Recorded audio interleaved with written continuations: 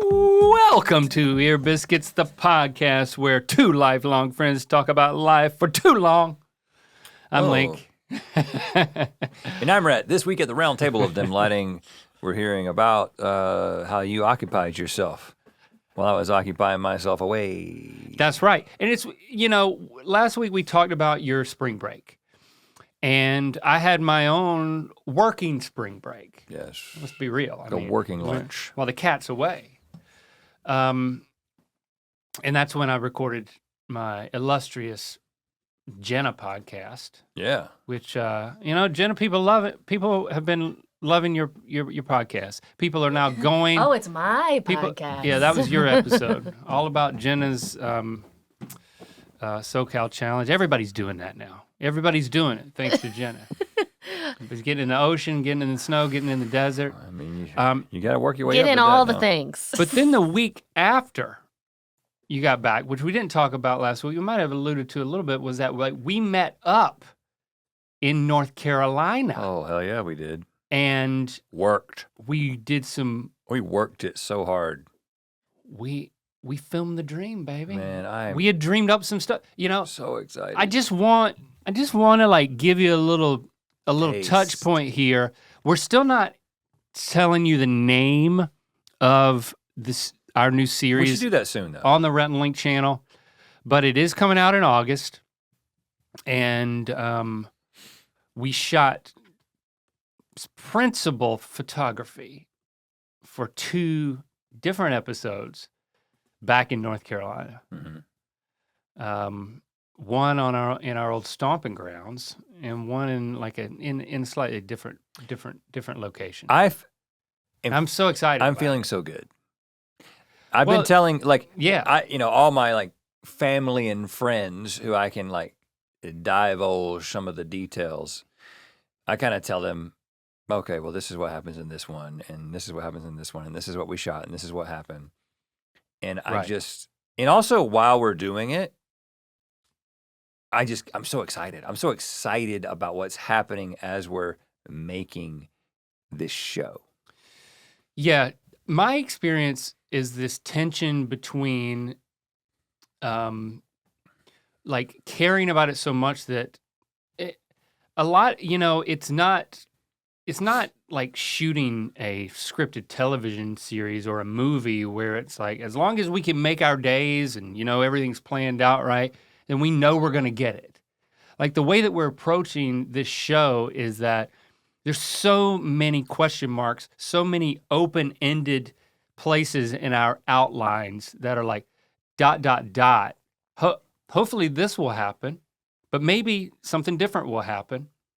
And then we have to kind of roll with it. And so when we're actually filming, lots of times there's a huge question mark of like, what is actually going to happen?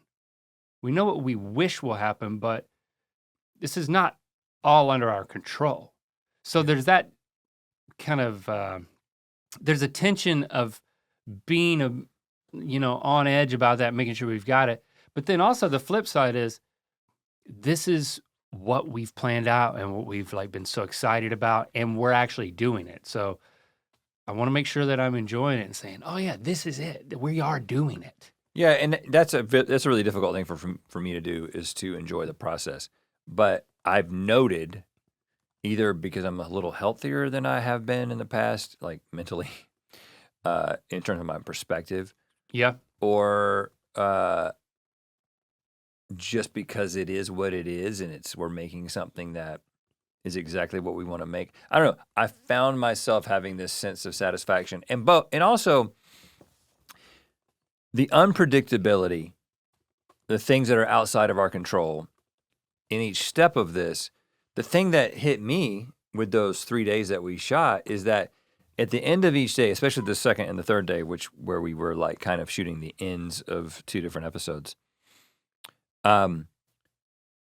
getting to the end of the day and being like, we got it. We got what we wanted to get.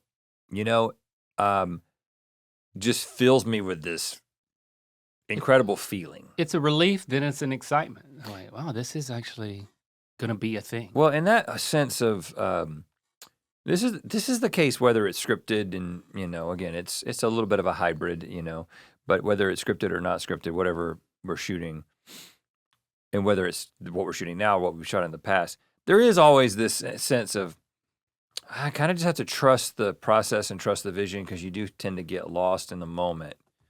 But it is those moments when I think about the pieces of, like, say, one of the episodes that we shot there, the episode we shot on the second day, first and second day. Yeah. In my mind, I see all the pieces of that episode coming together, and then I'm like, what would I think if I was just a person watching this? I would be delighted at the things that occurred. It's going to be delightful. You know what I'm saying? And that's all we can do. Just wait until August. Is it going to come together in the way that we want it to? I mean, you never know. Like, I've never watched, can you name one time in the history of our career that you watched the first edit of anything and felt great? I always feel like, I never feel great about the first edit. And so I just have emotionally prepared myself for, like, there's the vision, then there's what you make, and then there's working your way through it in post to get to the final product. And it's just... But we're not to that point yet. It's an emotional roller coaster. But the thing that we experienced is we were back in Harnett County. Harnett County, boys, back in Harnett County. And everywhere we go, there's somebody who recognizes us. Like, oh, you're the hometown boys. You're those guys who are from, even if you don't really understand what we do. Yeah. I went in Lillington's got a new coffee shop. And, I stayed with Mom. Oh, and I'll tell you about, like, my mom and my mother-in-law are now here. Yeah, I got to hear about this. So I got to tell you about that and that flight. But I was like, Mom, before we go visit Nana, I gotta get a coffee. And there's been one drive-through place in Lillington. Yeah, the old gas station. Well, yeah. And she said, well, there's another place now. The old photography place is now a coffee shop, and they got a nice coffee shop there, Front Street Coffee Shop, right there in Lillington. Let me tell you, shout out to Front Street Coffee. I went in there just to, like, I had my hat and I had my sunglasses on, and I needed to get to Nana's, so I was just going to get a coffee. And I was like, I don't see anybody that I went to grade school, high school, or that taught me anywhere. And it's like everywhere I turn, especially in Lillington, it's, I taught you in preschool. Yeah. Kind of a thing. Right. Or my cousin sister is dated your ex-girlfriend. Right. And now their child wants to get on a video chat with you. So, I ordered an iced oat milk latte with a little bit of lavender. Good, yeah. In Lillington, homie. Yeah. That's become your drink now. Oat milk latte with lavender. Well, don't criticize it. Well, my point is, I feel like you need a name for it. It was available in the county seat of Harnett. The Lincolnder. Okay, yeah. And then and in this coffee shop, Lillington has really made it. There were two booths. What's the decor like? Coffee shop. But there were these two booths. I ordered my drink and then I kind of walked around because I wanted to look at, like, how big, how advanced is this coffee shop? You looked at the plumbing? Is it rural or is it urban out here? And they had two booths. Like, and the people were sitting there. It was like a little table, and then people were facing each other in this booth. But it was behind glass doors. You could have a completely private conversation. And they were tall glass doors. I could see them from foot to head. It's a privacy booth? It's two privacy booths in there where you can have your coffee with your friend, with your confidant, and then you can confess things. I've never seen this at any coffee shop. Yes. Well, what's the angle here? The future is now in Lillington. So it's like those little pods that you can put into, like, an office. It's like what we were talking about doing here, which is like we have, like, this big bullpen area, so everybody's out there hearing each other's phone conversations. Create some privacy pods. Yeah, create some privacy pods. They had privacy booths in the coffee shop. This is strange to me. Like, I'm excited about it, but I'm also perplexed. Yeah. There were people in them? There were people in them. What, was one of them crying? Was somebody breaking up in one of them? No. And was a priest in either one? Priest was not in either one of them. But I did say, okay, I think one of these women in here goes to my nana's church, and I think. But you didn't know because you couldn't hear her. I think her son is a contemporary of ours. Contemporary. Huh? So I'm gonna get my coffee. I'm gonna get out of here. So they came out, and I went out another way, and then they met me. You went out the back door? I went out the front. I came in the side door, and I went out the front door because I needed to get to Nana's. They got 2 doors. And then they come out, and they're like, "Are you?" Mm-hmm. And I'm like, "I am." And they're like, "Well, I work at this beauty shop down here, and and one of the girls who works there just watches you every day. I need you to go down there." Oh, she wants you to go down. And then the other woman said, "And when you see your mama, will you tell her that so-and-so says hello?" I was like, "Well, she's in the car right out here. You can go talk to her while I go in the beauty parlor." And here I go in the beauty parlor. Oh, man of the people. Making I can run for office. I mean, they have privacy booths at the coffee shop. I don't know if you want to do that. I could go back home now. And that's what I've been waiting on. I made an appearance at the Lillington Beauty Parlor. Okay, all right. But if you want to win the office you're running for in Harnett County, when you go to the coffee shop, don't get an oat milk latte with lavender. I'm just saying, if you want to win. They had it, man. No, it's great. It's a great choice for but I'm not running for office. It's not a political choice. Not a great political choice. And when we were together, of course, even more so, there's this thing. I mean, but we were out in the middle. I'm going to tell this story. Out in the middle of nowhere, Harnett County. Oh, that story, yeah. Yes. We needed to get a drone shot. So spoiler alert, there's a drone. Our new show has at least one drone shot. So buckle up for that. Drone shots are like the privacy booth of the film industry. It's like the coffee shop privacy booth of filmmaking. That's a great analogy. Right? And we pulled up. I don't know how. We pulled up into the parking lot of Pleasant Union Baptist Church. Is that what it is? We were just looking for a country road to shoot a nice drone shot, and then we Well, and they have their parking lot is interesting because they've somehow got parking on the road that you know what I'm saying? Like you're on the road and you just pull, you don't enter the parking lot. It's like the parking spaces are perpendicular to the road. Yeah, when you back out, you're backing out. And so we kind of parked perpendicular to the parking spaces. Nobody was there. We had 2 SUVs and another vehicle. We have 3 vehicles. Right. That we're using. One might call it a caravan. And so we all parked there. And I was thinking, because this happened a couple of times during that shoot, when we pulled up to a place, people start asking questions. People drive by and they're like, what are these 2 SUVs?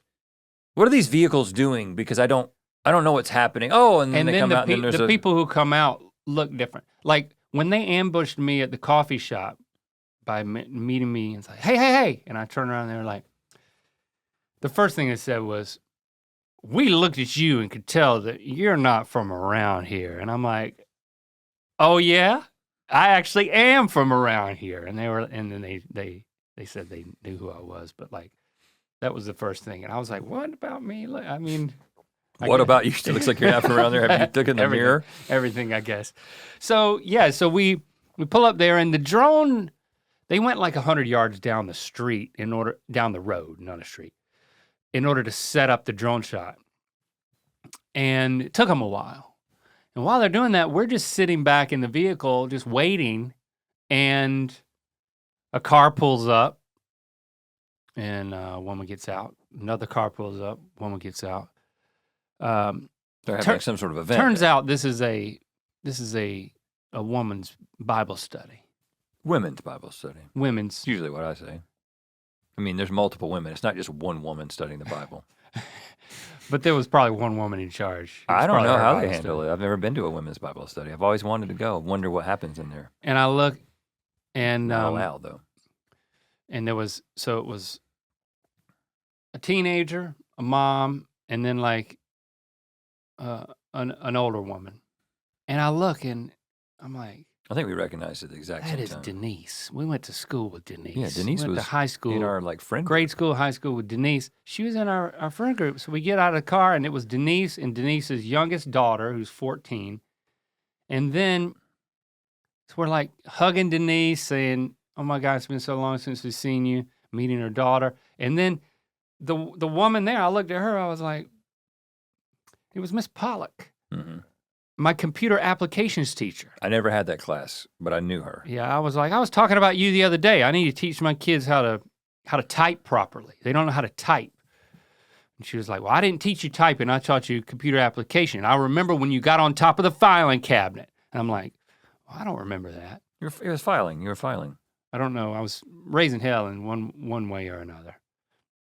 And then we're waiting, and then more people show up. Every single person that showed up, we had some sort of connection. Yeah, it was crazy. And every single car. And then Denise is like, well, let me go inside and get somebody. And then she brings out Miss Coleman. Yep. Like one of our other closest friends' mom. Right. And like we're talking to her and then other people who we never actually met, who were very close to somebody that we had met. So that sort of that connection. And can y'all make a video? Yeah, we started making videos. Right now, can you make a video for this person? I was like, don't y'all have a Bible to study? And but it was cool to see him. It was just this reminder of how small and we weren't just in one town, we were kind of in the county, but just how connected everybody is. It's nice to go back. I mean, there was a tinge of we heard this catchphrase a number of times from people who weren't together, who didn't hear it from people. This wasn't people glomming on to some message, but like, y'all need to remember your roots. Mm-hmm. You need to remember where you came from. Mm-hmm. Yeah, apparently the word has gotten out. Remember your roots. I'm like, well, we're back here. Yeah. You know? It's funny. I remember. Well, the thing I told you is that it ain't that bad. We're doing great. Well, I remember my roots, and I am who I am. Right, but it's a good arrangement. I think the thing that I tend to remember are the things that I've said about the things that many of those people hold dear. And I haven't said that much, but I've said enough to have ruffled feathers, you know. And it's funny because I was telling y'all when we got back in the car, I really love all those people, right? And it's like, yeah, I disagree with some of the conclusions that they've come to. And obviously, me sort of saying things about my former worldview can only be taken as a condemnation, or at least a critique of their worldview. And when I meet them and I hear those things, and it feels like there's this heaviness, even as you're getting to see somebody again, there's a little bit of this like, yeah, y'all went to California and you know you said some stuff about Christianity. Maybe I haven't watched the episode, but I've heard from somebody who heard from somebody, and who knows what they've actually heard at this point. Yeah. And what's been said. I just feel bad. Like that, my personality, just because I'm a people pleaser, is this like, well, man, I hate that they're upset about it. It's a bummer that it's like we're so happy to see each other. They're happy to see us. Yeah. But it's like, when after a few minutes, there's this tinge of, I'm not quite as happy as I could have been. Yeah. Right, yeah. And that's okay. And I don't. It's okay. Here's the thing. It doesn't make me upset with them. It doesn't make me mad at them. It makes me upset that they're upset. Yeah, I'm just maybe I shouldn't talk about this. You don't want to disappoint the county. Yeah, right. Yeah. You know? Because, and again, I don't know what it is. If it's just my people pleasing, I just want people to like me. I don't not like me because I said some weird stuff about Jesus. You know, I mean, yeah, you can still. I do feel like they like me a little more than they like you. Yeah, they do. As it should be. They definitely feel like it's my fault. Right. Most of it does seem directed at me. I have more people in Harnett County too. I mean, Yeah, because you have my family your hasn't parents moved They don't even there, live there anymore. but like I have generations who Yeah, are like that's not where my in family's Harnett from. and the surrounding counties. So I'm more the homeboy, and clearly just under your constant negative influence. Right. Yeah. You know, it's like I just need to spend more time in that coffee shop confession booth. Yeah. There was some confession was part of. Well, I don't want to give away too much. Quickly, I'm excited about it. But before I get into all the other adventures I had, want to remind you, Vote Like a Beast is back because elections are back. They tend to come back around. Yeah, they do. We partnered with vote.org to provide you with a one-stop shop to prepare to vote in this year's election. Go to votelikeabeast.com right now to access nonpartisan tools to make sure you have everything you need to cast your vote and do it in a way that aligns with your beliefs. So you can register to vote, confirm your registration status, register to vote by mail, research the candidates and their stances for your local, state, and national elections. All at votelikeabeast.com. Do it. Check it out. Ear Biscuits is supported by Nutrafol. A lot of us have a similar routine. You wake up tired. You grab something to eat as you rush out the door. It does the trick, but it isn't the nutritious breakfast your body deserves. Yeah, and then you get to work and the to-do list is there. Oh wait, the phone rings, your kid is sick and needs to be picked up early from school. We all have so much going on. Often, we don't even think about all of the things that could be impacting our hair health. Your hair is never just about your hair, and Nutrafol knows that. It could be your job, your deodorant, your hormones, or even what you eat. It could be almost anything that has almost nothing to do with your hair. That's why Nutrafol makes a whole body approach to hair health, addressing the problems inside to help hair grow on the outside, supporting your lifestyle, not just your hairstyle. Physician formulated with drug-free ingredients, Nutrafol's hair growth supplements are clinically tested to multi-target key root causes of thinning, including stress, nutrition, and lifestyle. Nutrafol has multiple formulas that are tailored to give your hair what it needs to grow throughout different stages, such as aging and parenting, as well as for different lifestyles, such as plant-based diets. With Nutrafol, building a hair growth routine is simple. Purchase online, no prescription or doctor's visits required. Free shipping and automated deliveries ensure you'll never miss a day. See results in 3 to 6 months. Results may vary. Address your root causes of hair thinning with Nutrafol. For a limited time, Nutrafol is offering $10 off your first month's subscription and free shipping when you go to Nutrafol.com and enter the promo code EAR. Nutrafol.com, spelled Nutrafol.com. Promo code EAR. That's Nutrafol.com, promo code EAR. Ear Biscuits is supported by Butcher Box. I love getting my Butcher Box. I mean, who wouldn't love a box full of high quality meats coming to your door saying, please prepare me, grill me, enjoy me, I'm awesome. Wow, they say a lot to you. Really speaks to you. It's not audible.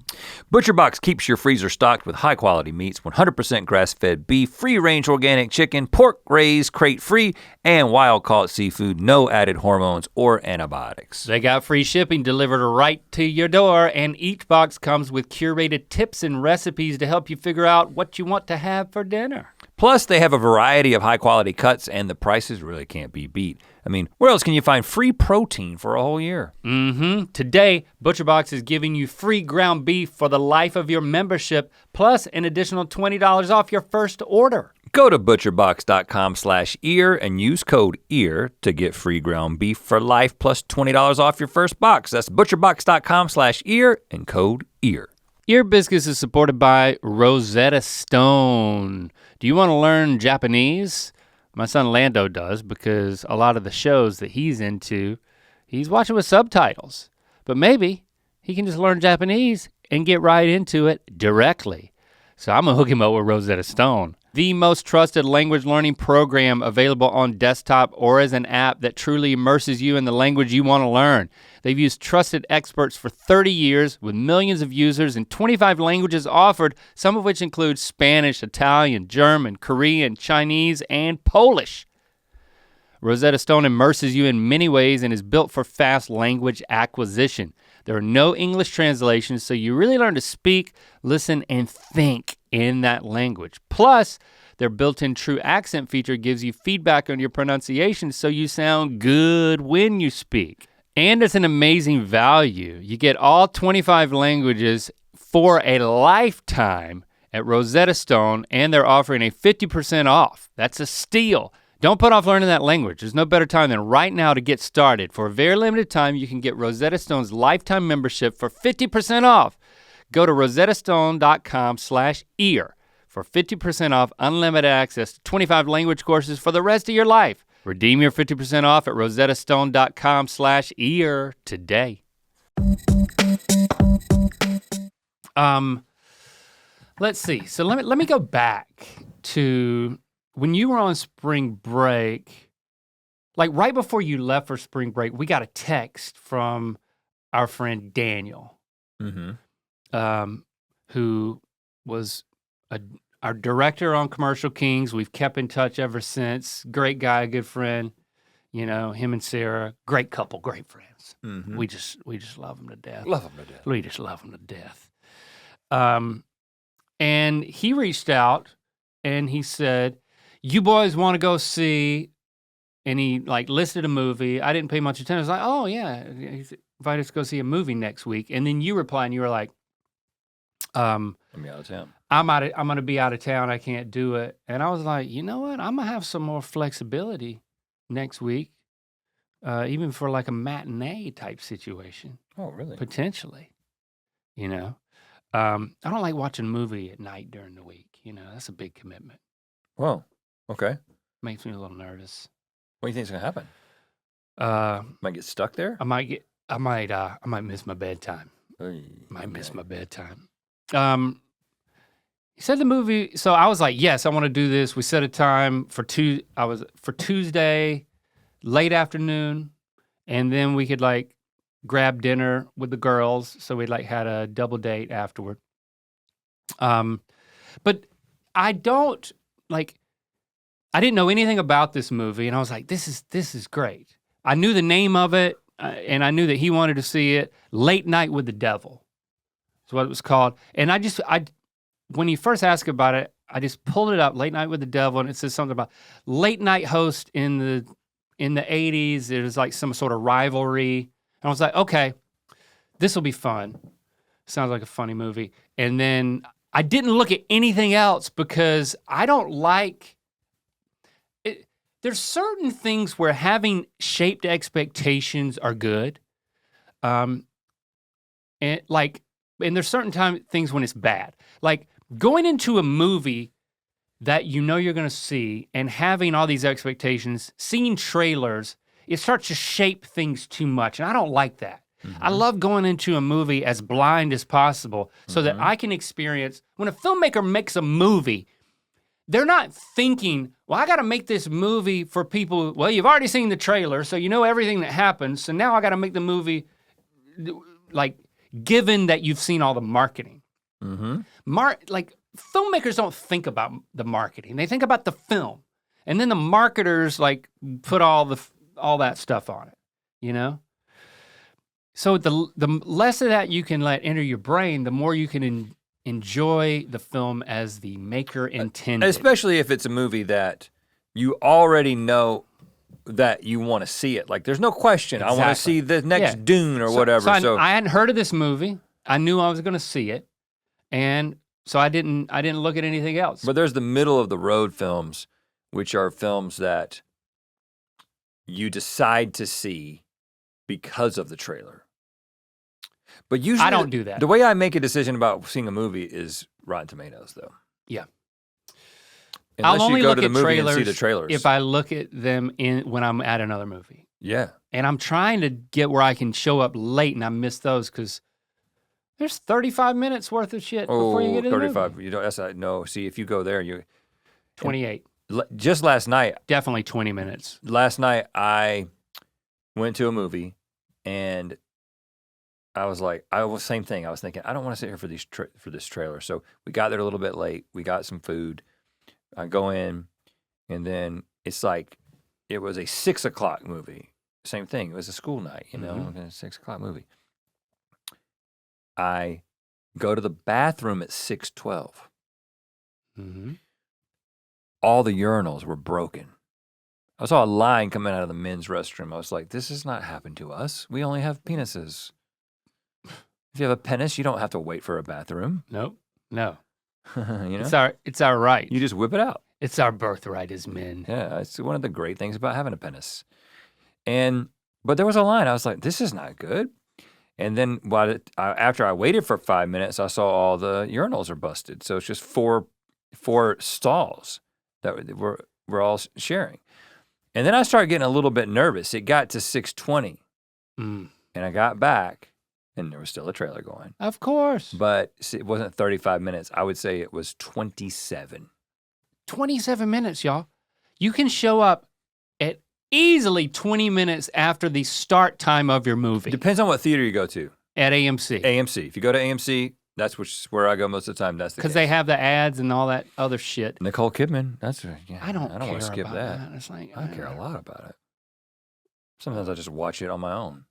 So movies aren't something that you want to have a lot of formed expectations. Beverages, totally different story. When it comes to a beverage, you need to know what you're about to drink. Is this a Guinness? Yeah. Or is this a Sprite? Is this Coke or tobacco juice? Right. Is this milk? I mean, milk tastes great unless you think you're gonna get kombucha or vice versa. Yeah. You know? Spoilers for beverages is a completely different thing. Exactly. You want to have expectations. So I met Daniel at the movie. We go in there. We sit down. We were on time. So we had to endure the trailers. I wasn't happy about this. And I start watching the trailer. I'm like, after the first trailer, I turned to him. I was like, you know how you do. It's either thumbs up, thumbs down. I'm going to see that. I'm not. And I was like, this thing looks demented. I am not seeing this movie. I'm like, no. And he's like, well, I think I got to see that. And then there was the next one was a trailer about a spider that a little girl gets. But the spider keeps getting bigger and bigger and bigger. Oh, what's that called? And I think it's called Big Spider with Girl. I don't know what it's called because I don't big care. Spider? I don't need to know what it's called because I'm not going to see this. And that's what I told Daniel. And then the third trailer comes on, and it's like some Texas Chainsaw type vibe. And I turn to him, and I'm like, there sure are a lot of horror trailers coming on before this comedy movie. Yeah, because you're at a movie called Late Night with the Devil. And he said, he looked at me a bit puzzled, and he said, I don't know whether to take you seriously or not. Well, yeah. But Stand in line. it's because this is a horror movie. And I was like, I did not know that. I did. And this is like when Christy went to see Get Out. yes, we took Chrissy to see Get Out, and she had the same exact experience. She was like, why are all these, she thought it was a comedy. Because it was Jordan Peele. No one told her. Right. He's doing a different thing now. So Late Night with the Devil, it's a rivalry between two late night show hosts is what I thought I got from the but thing. look at the movie poster. But I didn't look at the movie poster. Well, when you... Oh, wow.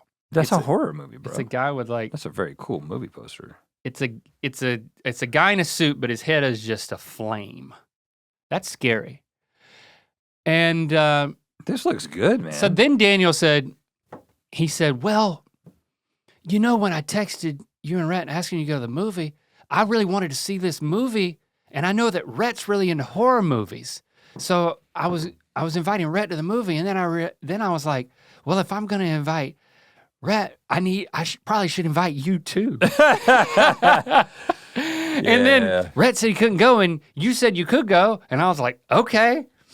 So I'm like, well, damn, how scary is this movie gonna be?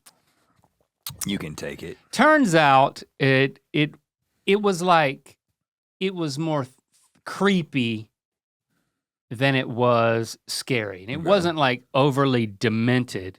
It was actually really cool and creative the way that this movie is set up. Late Night with the Devil is this late night show host who in like the late 70s, early 80s maybe, he's second fiddle to Johnny Carson.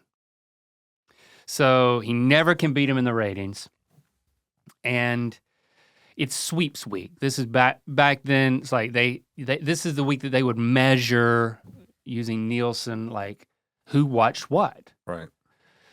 And so everybody gets desperate on sweeps week to get everybody to watch their show. And so and it happened to be Halloween. So what the producer did was book all of these like scary acts, like a medium and and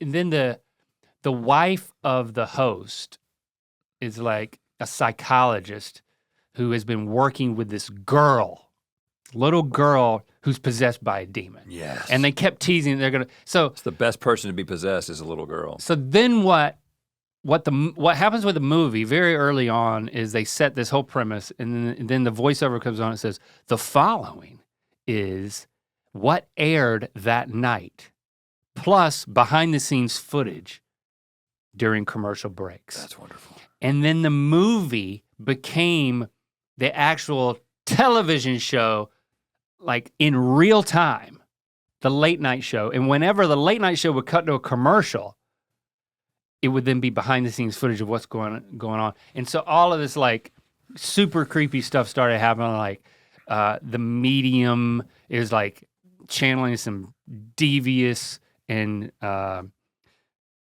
scary things, and then it go to break, and like it's so funny how like the host and the producer were like so fixated on making a good show that they weren't getting freaked out by it. And there was like the medium started vomiting blood, and they're like, "We're gonna cut to commercial," you know. But it was like super creative how it was all presented, and it got increasingly creepy, but never to the point where it like made me want to run out of the theater or crap my pants or anything. I actually thought they could have pushed it a little bit further. So I basically survived, and you recommend it? I did. I recommend it as a rental. I don't think it's in theaters anymore, but like, okay, all right. Yeah, I wasn't even technically, I was invited out of like pity. Like, well, if I'm gonna invite Rhett, I need to invite Link too. It's like, I appreciate the fact that Daniel did that, but. Is he gonna, do you think he'll invite you next time? I mean, you did go. Yeah, I was out. I was out of town. It worked out. It worked out. Another thing I did, I mean, you've never been blindsided by a movie like that, first of all? Because that's really what you want. No expectations. I've definitely gone into movies that I had no idea what they were, and somebody was just like, "This is a good movie." Yeah, that's the best. But there's not really. I've never been like, because I'm not. I like horror movies, which would be the only like curveball that would be like. So nothing that I saw that. I didn't know anything about that zone of interest. Okay. So you didn't know that was like, it was about all I heard was that something like about families like living Nazi Germany. Like I knew it was like historical. Concentration camp. Didn't know anything about that, and so you kind of have to. But because I knew it was like Holocaust related, you're like, okay, this is gonna. You got to be prepared. This is gonna be emotionally heavy, right? But I didn't have any idea about like the way that they did it or whatever. It's just somebody like heavily recommended it. So, but I kind of knew it was going to be heavy. So there was that. If Christy if I hadn't figured out with the trailers, or with Get Out, Christy hadn't figured out with the trailers, that would have been a great experience. I knew nothing about Get Out other than the fact that it was a Jordan Peele horror movie. Horror movie, though. Yeah, but like I didn't know. But if you didn't know you were going to get scared, it's like the wheels are turning at another level. You know what I'm saying? I didn't know, there's a twist. You can kind of imagine that there's always going to be a twist. Yeah, you don't want people to tell you there's a twist. When somebody tells you, I know you keep getting on me about like, I think any information about a movie is a spoiler, but like you would have to agree. Twist is a spoiler. Knowing that someone telling you there's a twist, but the twist, that is a spoiler. No. What I'm saying is that there have been times in which somebody just saying this, like the setting of the movie, like it takes place in the 16. No, don't tell me anything about this movie. Like I'm saying setting, and then maybe genre. like setting and genre are not. I do think I spoilers. want to know genre. And then I think that premise that isn't plot is that's a gray area. Like if it's it's anything, a couple that goes camping together and things go haywire or whatever. That's not. Things go haywire. Thanks. Well, you think it's going to be just a story about just a couple camping and having a great time? You know that That's something's going to go wrong. That's a YouTube genre. You know that something's going to go wrong. Okay, But then how's it going to go wrong? can we settle it here and now? Where is the line for a spoiler? I will propose that it is any information that reveals something that a detail of the movie that happens after a certain, like definitely after Act 1. I don't want to know anything sure. that happens after Act 1. Unless it's like, well, in Act 3, a blue car will be seen. That's a But if detail it's like that's incidental. there's a cameo from I don't know, somebody. There's a cameo from somebody. If it's not in Act 1, I don't want to know it. I think that's a spoiler. Because now I'm just waiting for, they said there was a cameo from Nick Cage. When is that going to come in? Well, okay, I can see that being a problem. I think you're talking about two different things, though. The complete ignorance going into a movie is a pristine experience. So I agree with that. Like, the less you can know about a movie, the better. But because there's that middle ground of like, well, I'm trying to convince somebody to watch this movie, I have to say something to get them to what I say, tell me if it's good or not. You can use stars, you can use, I don't care, you can use a rating, but don't tell me anything about the movie. Just tell me. Well, that doesn't work. That's not practical. Whether it's good or not. No, okay. Like that's why I like looking at the Rotten Tomatoes score. Right. Because it doesn't tell me anything about the movie except is it good or not. Okay. This is what, if I Google Late Night with the Devil, okay? Here's what I see. I see 2023 horror/comedy. So that's the first thing. The second thing I see is the IMDb and the Rotten Tomatoes and the Metacritic all on one line. It's 97% Rotten Tomatoes. But then I see one sentence. In 1977, a live television broadcast goes horribly wrong, unleashing evil into the nation's living rooms. That's not a spoiler. You can't say that that's a spoiler. I mean, you can be technical and say, I know something about the movie, but a spoiler is something that spoils the experience of the movie. Like, that was something that that's an Act 1 thing. I had to experience in the movie. Like, they end up dying, or they make their way out of the cave. Those are spoilers. Yes. So do I need a new name for what I'm preserving? Yeah, information. I don't want any information. You can't say I don't want spoilers. I don't want information about the movie. I'm a pristine viewer. Yeah, you want, yeah. I want. You're going to be a complete virgin, an information virgin when it comes to this particular movie. Yeah. You don't even know the title. You don't even know what time it starts. You just want to show up at the movie theater and just be like, just point at one of the theaters, and I will sit there until it's ready. Wheel me in, dump me into a seat. Yeah. Take my blindfold off after the trailer. But give me a drink that I know what that drink is. Yes. Tell me everything about that drink. It's a drink I need to know. Is it milky? Is it fizzy? What about candy? Is it alcoholic? I feel like candy could be a surprise. I don't do candy. I'm not a candy guy. Maybe you do candy in this scenario. Popcorn? I could do popcorn. The popcorn is either buttered or not buttered, and that's something for you to figure out. That's something, and it might be buttered at the bottom. Oh God, how do you do that? Yeah. Oh, well, just stick around with me. I'll show you how to butter the bottom of a popcorn. You ask them to do it. No. You go and you ask for the popcorn box. So they give you the popcorn bag, you ask for a box. It's a bigger, wider box. Oh yeah, and you dump all your popcorn out? Well, if you're smart, you go and you dump all your popcorn into that, and then you butter the whole thing so it's flat. It's like you're crop dusting, but not in the fart way. And then if you really like the bag experience, you can create like a because it makes folded part, and you put it back into the bag. Because you're making it all cold. You're creating like a heat sink for your popcorn. Hot popcorn is something that happens during the trailers. Popcorn's not hot by the time you get to 10 minutes into the movie. Well, I mean, it's not not hot cold. Okay, so you don't put it back in the bag. You eat it out of the box. Well, usually what I do is one person gets the bag and one person gets the box, and then you share, so you're not passing it back and forth. Oh, I got you. But you can. But if you wanted to, you could take it out of the box, out of the bag, put it in the box. You could butter just the bottom, and then you could refill it, and you have a butter surprise at the bottom. Butter surprise. Problem is I get to the bottom of the popcorn 12 minutes into the movie because I eat like a horse at all times. That's not enough elapsed time to forget what you've done. But I did go. Bottom. I went to. Where did I go? We were with Stevie. Oh, it's some premiere.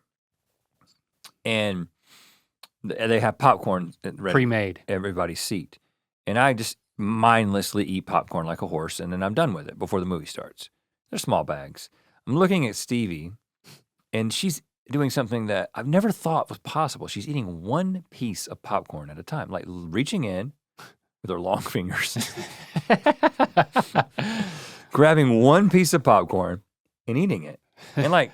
Not immediately going back, not doing what I do, which is like, how much can I get in my hand and how much, as long as I get 9 out of 10 pieces into my mouth and some's on my beard, it doesn't matter, I'll wipe it off later.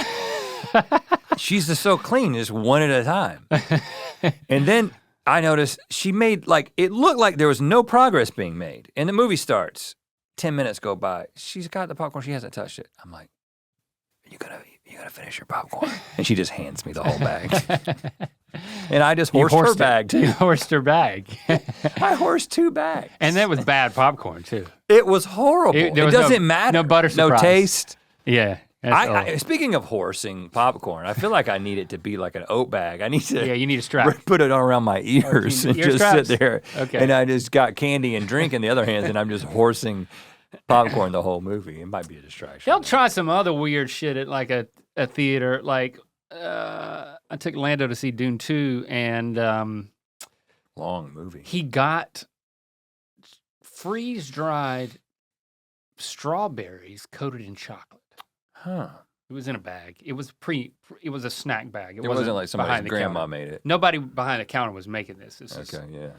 You can get that. They don't get paid enough to freeze-dry popcorn, strawberries back there. They have healthier things now. They have like Cliff bars and stuff. Cliff Bar? I mean, to get through Dune 2, granola, though, you might need it. Right. Here's another thing that I did over your spring break. Me and Christy went and got, and we've done this. This is the second time we've done this. This is becoming a thing for us. We got a pedicure together.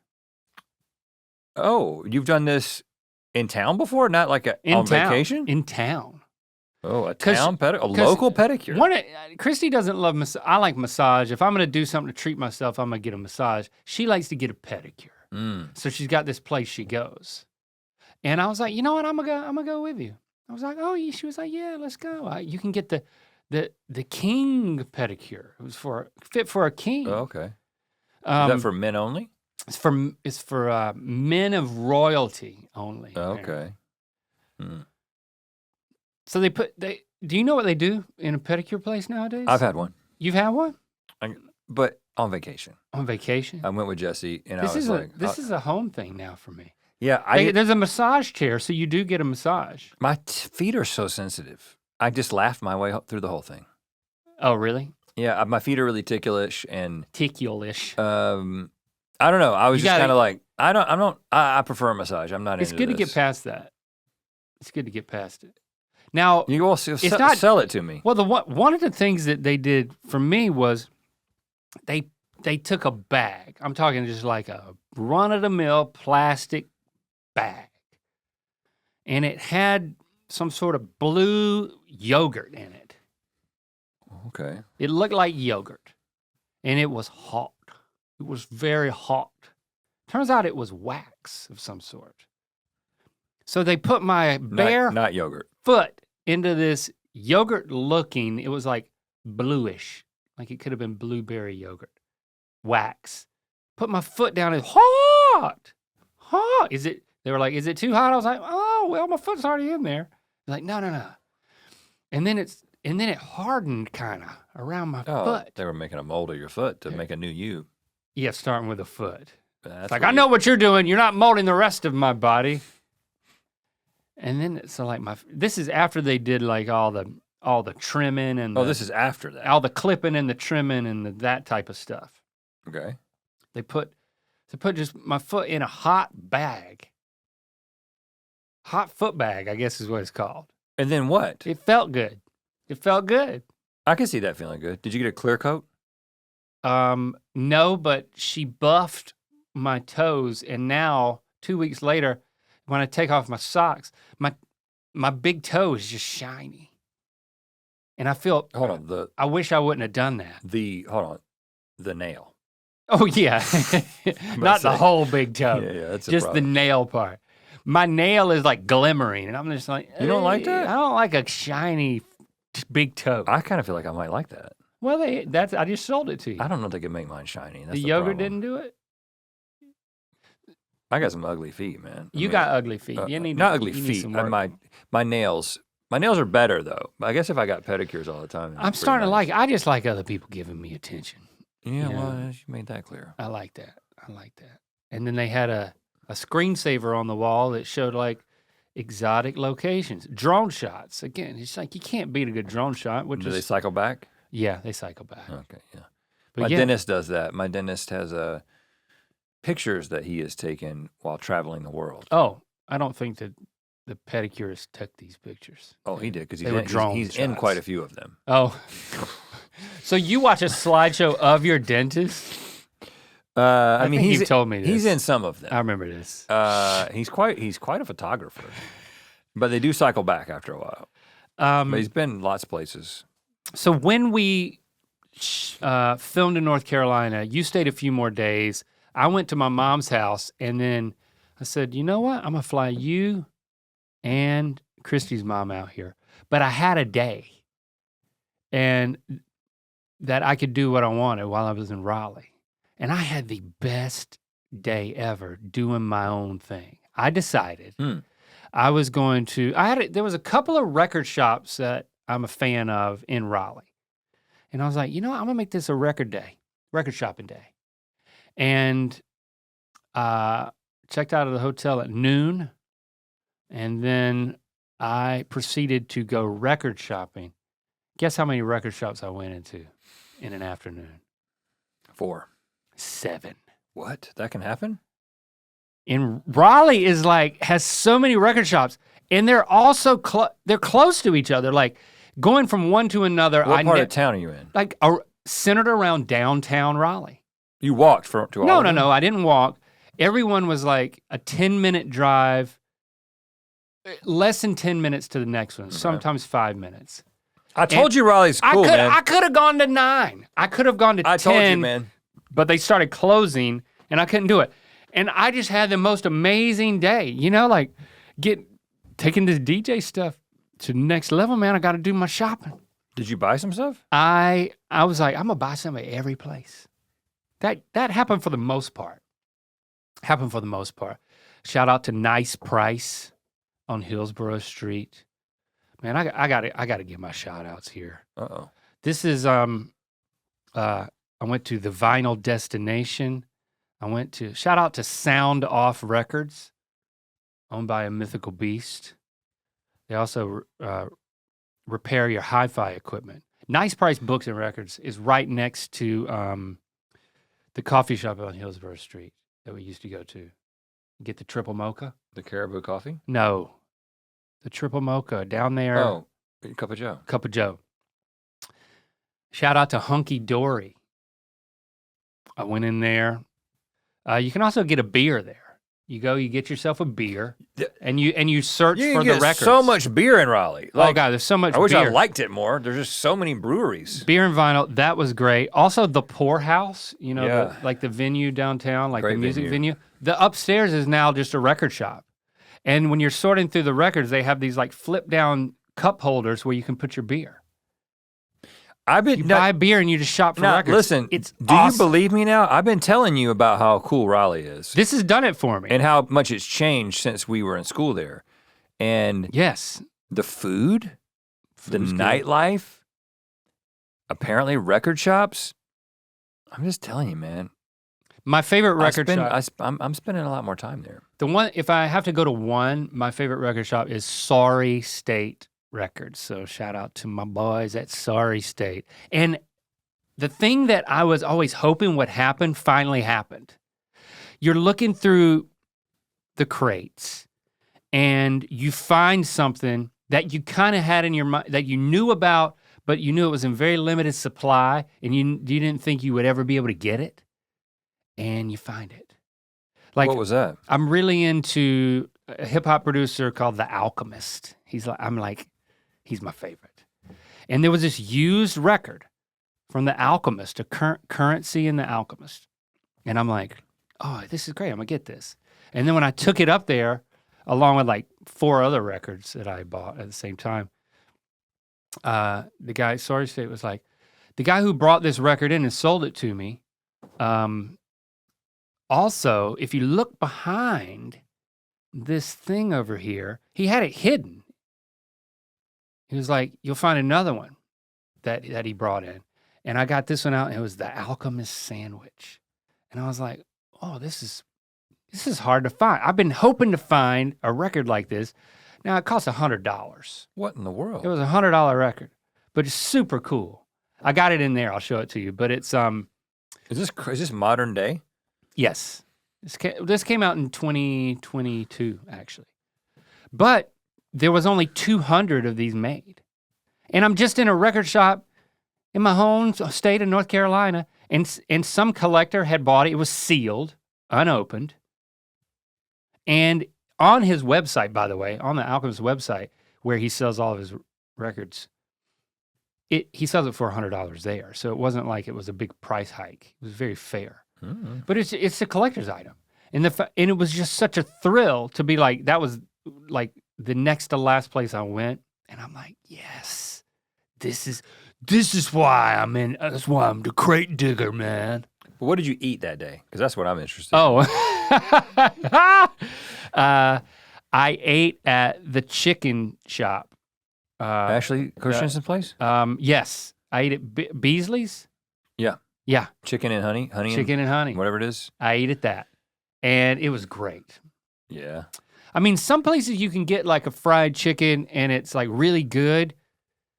But there's something about the Beasley's fried chicken and honey that the fried chicken tastes so specifically homemade. Oh, I gotta go, man. Like it's like you can taste chicken. Like you don't just taste like the special breading that they put on it, which is great. And like the way that they fry it is like grandma fry it. Like grandma grabbed the chicken, wrung its neck, plucked all the feathers. I'm sorry to get graphic here. But like there's a certain freshness to their chicken that feels like grandma fried it up. Mm. I think to the point that some people might not like it because it's so authentic. Too chickeny. It's too chicken of fried chicken.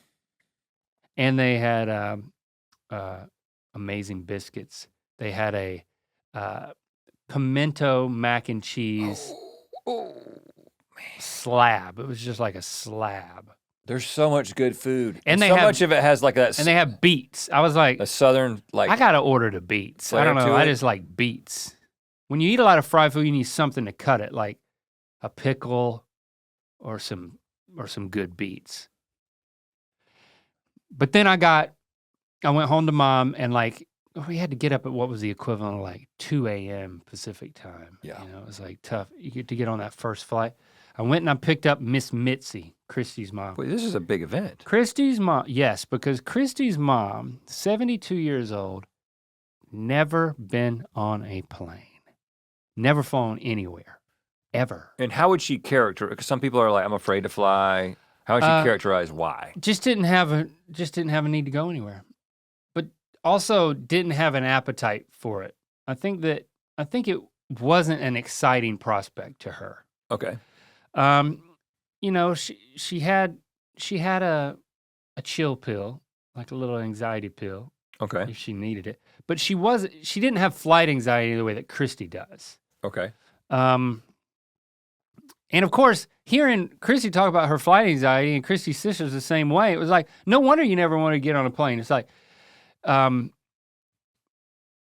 put a pin in that. I'll tell you like what I told her about that afterward. But like, I just got to kick it. I like put the two of them together, and then I'm on the other side of the aisle, and I'm like, I'll probably be asleep if you need me. Just throw something at me or just holler, and I'll. I mean, this is the first time she's ever been on a plane. Did you like document it? I took footage. I mean, she doesn't want me posting all her footage. Oh, publicly. okay.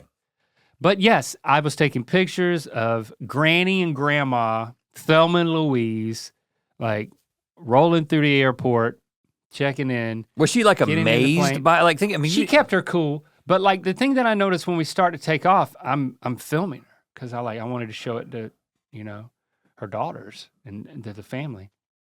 She had the shade pulled down. I was like, pull the shade up and look out the window. And she was like, she didn't want to look out the window. Oh, she didn't want to know what was happening. She didn't want to, and I was like, pull up the window. And I made her pull up the window. And then she watched in amazement as, in her own words, it just took off. Yeah, that's what they do. The plane just kind of took off, she said. And then she's like looking down, and she's like, and she turns and she says, like, the first thing that you say, I think this is the first thing that everybody thinks. It's been so long since I've been on a plane, I've forgotten. She turned and she said, it's like a bunch of ants. Yeah. Right? First time you're on a plane, you're looking down and you're like, I didn't realize we'd be this high up. Everything is just ants. She thought you'd be crop dusting the whole time. Yeah. Not in the fart sense. Yeah. And what is your mom doing at this point? Kind of staring straight ahead and seeming a little anxious in her own right. Because she hasn't flown a lot. She hasn't flown a lot, but she was just... And then my mom was like, well, that was the smoothest flight. Mitzi, because the good Lord knew that you needed a good first flight, and that's what he gave you. He doesn't give that to Christy very often. No, she always gets the bad ones. And Mitzi she was like, the only time it got bumpy was when we were taxiing to get off of the plane. There was some bumps on the tarmac. Yeah. And then what about coming back? Was she just a pro at that point? Well, she's still at my house. Oh, that's right. She ain't left. Yeah, she's still there. She's still there. But she said if it was bad, I might not leave. You might be stuck with me forever. So I love her, but I'm glad it worked out. Put her on a train. We could put her on something. I'd figure out we'll get something her back. to send them both back. Because they get, I said, now I'm just telling you, what you're describing is you're normal. You got on a plane, you went up in the air, and you came down in another place. And I'm saying this, of course, in front of Christy to give her a hard time. And I'm like, Mitzi, you are the normal one here. You just got on a plane and you went somewhere. Yeah. The people who get on a plane and they freak out all the time, hey, it happens and I understand it. But that's the abnormal thing. I think because everybody she had talked to was like, oh my God, it's like flying is so bad. I think she was at this point where she's like, I'm never going to do that. Yeah. I was like, well, listen, this is normal. What happened is normal. So now maybe she'll hit some turbulence. She won't even think about it because it's just part of it. It's all part of it. You don't have to be afraid of it. It's helpful not to be. I think she's going to be okay. She might just start jet setting all around. Is that what they call it, jet setting? I don't really know. Me either. But then we get to the house and now it's 10 degrees warmer in our house for them. You get two grannies in your house, you got to make it 10 degrees warmer. Well, that's interesting because a lot of times they like it to be cold. These grandmas like it warmer. What is the temperature right now? Well, this morning Christy was like, I think they may not have slept because the downstairs thermostat was set to 62. It reverted back. Are they going to be ice blocks? Because it was cold as hell. I woke up this morning and it was 40 degrees. Yeah. But my mom got up and she was like, well. That's not cold as hell, I understand. I did okay. Some of you live in actual wintry places, but we don't. My mom said, I did okay because I used that blanket I got from Delta and I wrapped it around my feet. Oh. And because we were on the plane, and she was like, she took she had like that little Delta blanket, and she's wrapped up in that thing on the plane, and just scrooched up in it. And Well, you want to be cold when you sleep, though. when we're getting off, I do. When I'm getting Everyone does. I'm getting off the plane, and Mom's like, I'm taking this blanket. I took the last one with the flight I was on, and I wrap my feet up in it every night because I don't like to wear socks, but I like to have a blanket wrapped around my feet. And I'm like, well, Mom, you can't take the blanket. I think you can. They wash the blanket. And she said, no, they throw them away. I was Well, like, you don't know that they throw them away. You just want the blanket. So I you're think- making up a story that they throw away the blanket. I know good and well they don't throw away the blankets. They don't throw away the blanket, but you can take them if you want. They're not going to say anything to her. They didn't say anything to her, but she took that blanket. She was like, well, I'm going to bring it on the next time. I was like, well, touche. And then they'll give her another one wrapped up in plastic. She'll probably keep that one too. But I've been thinking about, because you sleep much better when it's cold. Like, because your body needs to go down in temperature. Oh, okay. Yeah, we like And it. so that's not just a personal preference. 60, 62. That's in a our bedroom. human preference. Like, I'm not saying the But I exact do temperature. bundle up. No, I'm saying being in a cold environment and having a blanket to keep you warm, but having like the exterior of the room be colder, like it causes you, it's just scientifically proven you sleep better. You know how like sometimes you're like, oh, it's too hot in here and you can't sleep? That Yes. just means you're a normal person. Okay. But that's why All they right. make these things. In fact, we need to get one of them to sponsor us because I want to try it. There's a couple of companies that do this thing where not like of course the Sleep Number bed you can like is temperature controlled, but there's just a mattress topper that hooks up to this thing and it gets cold, so your bed gets cold, but then you bundle up and you stay warm. So Yeah, but I don't want the surface that I'm sleeping on, the mattress, to be cold. it won't be too cold. It won't be too cold. We need to try it. We need to try it. And the thing you can do is if you do that, you don't necessarily have to have because like, I mean, you're talking about while it's getting colder outside, you've got it on 62. I've got it on 55. My bedroom can get down to 55 degrees. That's it never cold. does. But if I've woken up and it's been 58, 59 degrees in the house and I've just slept like a baby because I'm under this blanket. Yeah. But during when you get up, woo, but that during the hurts. summer, you might need a refrigerated. you don't want to put the Mattress temperature down on 65 degrees, 64 degrees Right, while you it's don't. hot outside. That's just you're using so much energy. Get that little cold thing. I think it might be I don't know how it works, but we should try it. We got lots of things to try. You know, I've recommended all types of things: record shopping, wringing chickens' necks, Well, you didn't recommend that. pedicures. I can say you did not. What else did I talk about? Wringing chickens' necks. Getting warned about beverages and knowing nothing about movies. I feel like I've really contributed this week. So you don't have an official rec. You have all those recs. Okay. All right. Yeah. Late Night with the Devil, I guess, but we kind of spoiled pretty much all of it. Or I gave too much information. Well, here, let me. Sorry. Does it make you feel better that I still want to see it? No. I still want to see it. Okay.